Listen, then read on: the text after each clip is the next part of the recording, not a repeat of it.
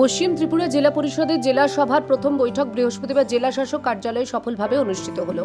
এই গুরুত্বপূর্ণ সভায় মূলত আগামী 2026 থেকে 27 অর্থ বছরের পঞ্চায়েত উন্নয়ন পরিকল্পনা নিয়ে বিস্তারিত আলোচনা করা হয়। সভার সভাপতিত্ব করেন পশ্চিম ত্রিপুরা জেলার দায়িত্বপ্রাপ্ত সভাধিপতি বিশ্বজিৎ শীল। বৃহস্পতিবারের এই বৈঠকে জেলার বিভিন্ন গ্রামীণ এলাকার সার্বিক উন্নয়নের জন্য একটি খসড়া রূপরেখা তৈরি করা হয়েছে। জেলা পরিষদ সূত্রে জানানো হয়েছে, পরবর্তীতে আগামী বৈঠকে এই পরিকল্পনাগুলি কার্যকর করার আনুষ্ঠানিক প্রস্তাব গ্রহণ করা হবে। আমাদের পশ্চিম ত্রিপুরা জেলা পরিষদের অন্তর্গত আমাদের যতগুলি লাইন ডিপার্টমেন্ট আছে, যাদেরকে নিয়ে আমরা কাজ করি, তাদেরকে নিয়ে আজকে আমাদের প্রথম ডিস্ট্রিক্ট সভা আমাদের এই জেলা শাসকের কনফারেন্স হলে অনুষ্ঠিত হচ্ছে।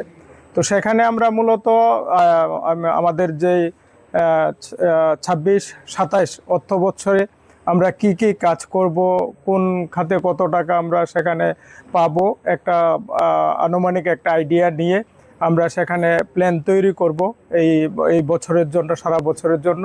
তো সেখানে বিভিন্ন লাইন ডিপার্টমেন্ট যেগুলি আছে সেইগুলি কি কি কাজ করবে তারও একটা রূপরেখা সেখানে দেবে। বৈঠকে বিশেষ করে গ্রামীণ এলাকার পরিকাঠামো উন্নয়ন, পানীয় জল, স্বাস্থ্য, শিক্ষা এবং জীবিকা ভিত্তিক কর্মসংস্থানের উপর জোর দেওয়া হয়। সভায় উপস্থিত সদস্যরা স্থানীয় জনগণের মতামত ও চাহিদাকে প্রাধান্য দিয়ে প্রকল্প বাস্তবায়নের পক্ষে মত প্রকাশ করেন। পাশাপাশি সমস্ত কাজ যেন নির্ধারিত সময়ের মধ্যে শেষ করা যায় সেই বিষয়েও গুরুত্ব আরোপ করা হয়। স্থানীয় প্রশাসন আশাবাদী, এই নতুন উন্নয়ন পরিকল্পনার মাধ্যমে গ্রামীণ মানুষের জীবনযাত্রার মান আরও উন্নত হতে চলেছে। ত্রিপুরা থেকে দেবাশিস বসুর রিপোর্ট, সিএন ত্রিপুরা।